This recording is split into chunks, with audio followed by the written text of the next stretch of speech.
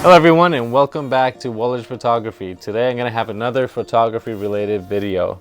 If you're new to the channel, my name is Charles Wallerts. I am a full-time travel photographer. I started making videos almost a year ago, and now I also answer questions to the best of my ability and make a video if any of my viewers has any questions, anything they want to learn about photography, or in this case, videography. I made a full tutorial on how to photograph cocktails. I shoot with the Canon EOS R5, and in this video I'm going to answer one of those questions. Please consider subscribing if you're new to the channel and you're interested in travel and photography.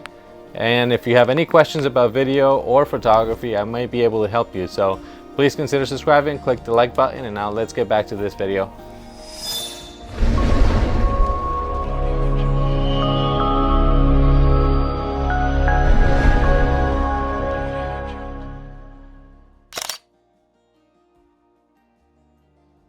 One of my viewers asked me in one of the comments, what settings do I use to do video with the Canon R5? And that's a very complicated question because I do a little bit of everything. So to answer this, I'm going to just go down the list.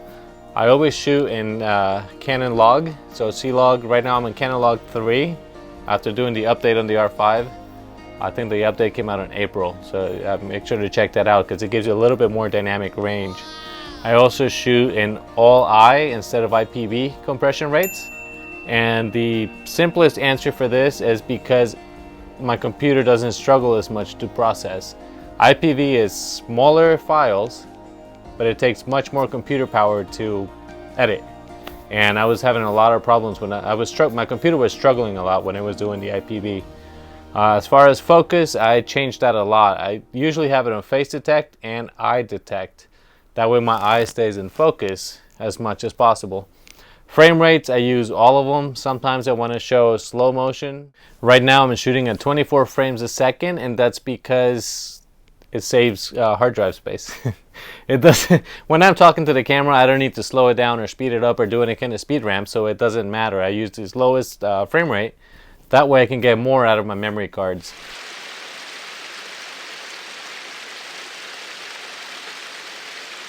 As far as audio and microphones, I've tried things like this, a Rode mic and everything. So right now I'm using a Tascam recorder.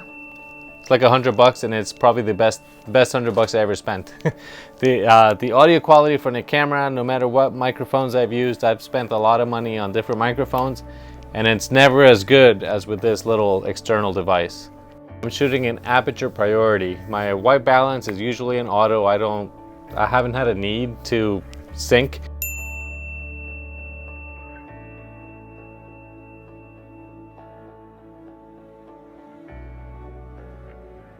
If you're shooting weddings and you're using multiple cameras, then you want to set all those cameras to the same white balance. That will be a lot easier to color grade later. But for me, for what I do, I don't have that need. So just setting it on automatic white balance, aperture priority 2.8, that way I get the blurred background and everything looks a little bit more cinematic. This camera has an image stabilization when you're doing video. The problem is the crop factor.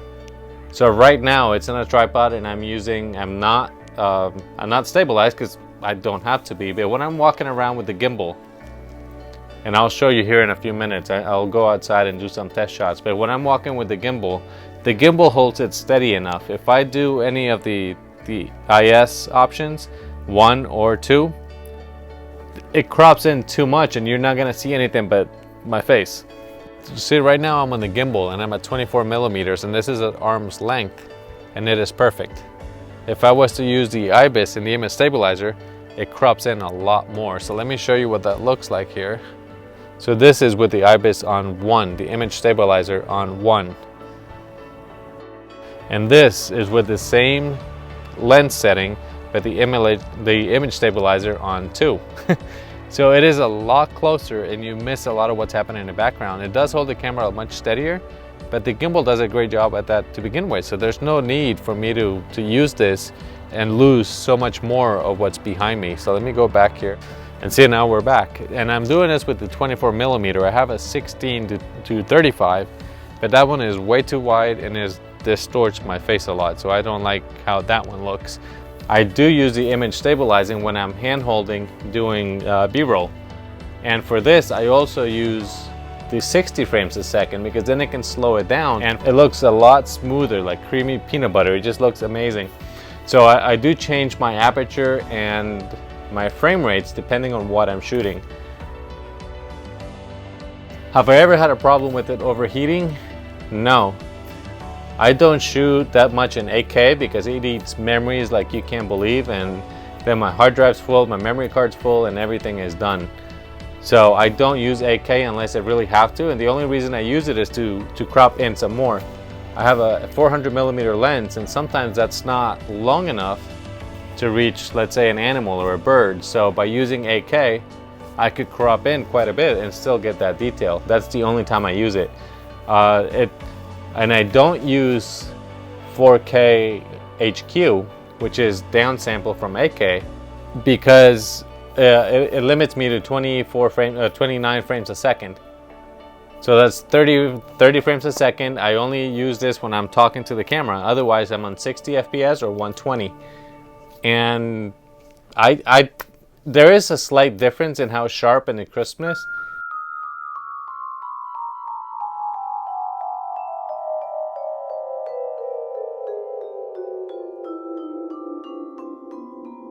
When I'm doing something for someone else, like if I'm doing a commercial or filming food, I do a lot of food, then I'll use the HQ, but those are usually smaller commercials, nothing like this that takes 10 minutes of talking to the camera, and then I'll cut and edit and do my other stuff. But so I haven't had the need to use the HQ, so I have no problems with the camera overheating.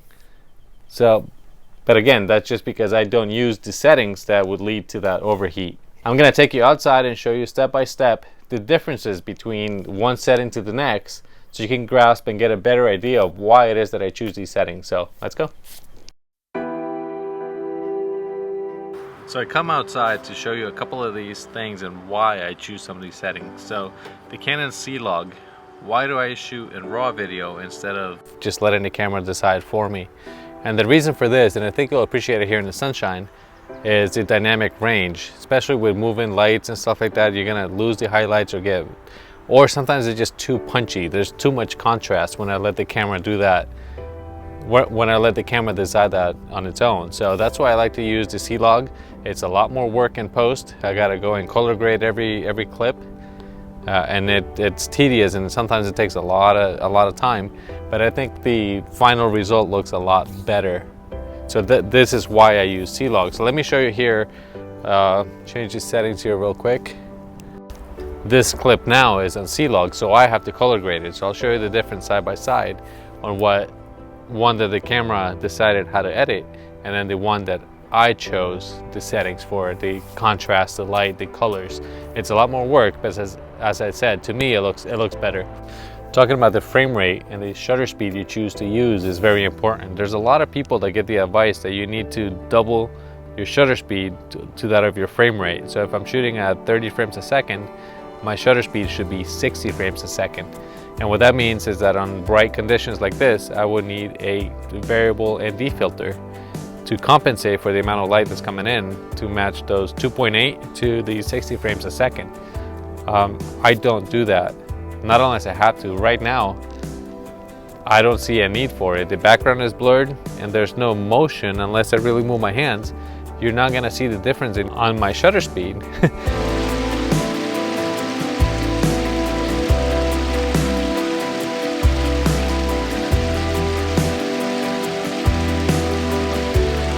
I use this when I'm trying to show motion. If I'm filming a car that's going down the road and I'm following the car, I will set it to a slower shutter speed or 60 frames a second so that the trees in the background are blurred or in the foreground.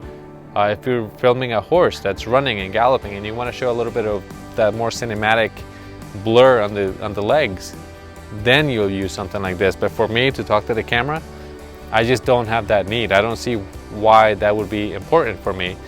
So why do I use an aperture of 2.8? I just set my camera on 2.8 or 3.5 and just let it be. And that's because I want this background blur. I want everything to disappear so you can focus on me right here on this plane. I do use f16, f22 sometimes, and that's when I want to show the sun sparkle, and you get that starburst from the sun. And this is not going to happen at 2.8. The last thing I wanted to touch about was nighttime. It's the same settings. I set it an aperture priority because I'm worried about getting light. When it gets dark in about 8 hours, 9 hours, I'll show you a little bit more about how it is that I do this video at night.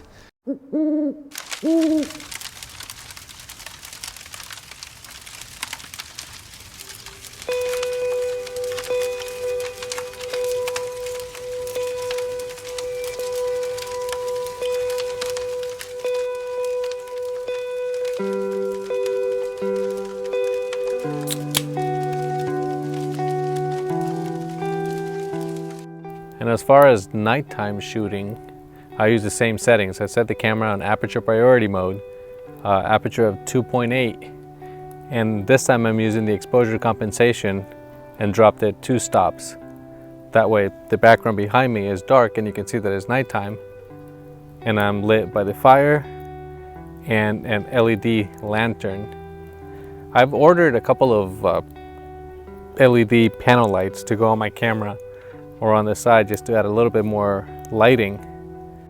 If you want to show more of the background, just go ahead and change that compensation and it'll brighten everything. But because it's dark, it is going to use your ISO and it's going to make that grain and it's going to look blurred. So -2 is perfect right now.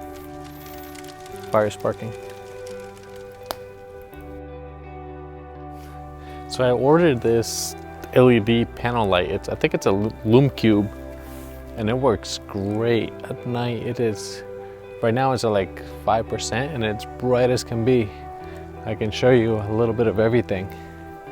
And it's just a new tool, something else I'm going to be using here for nighttime pictures. But there's so many ways to light things at night and to show what's there and how to do things. But I just want to remind you to keep the exposure compensation down if you're doing nighttime pictures.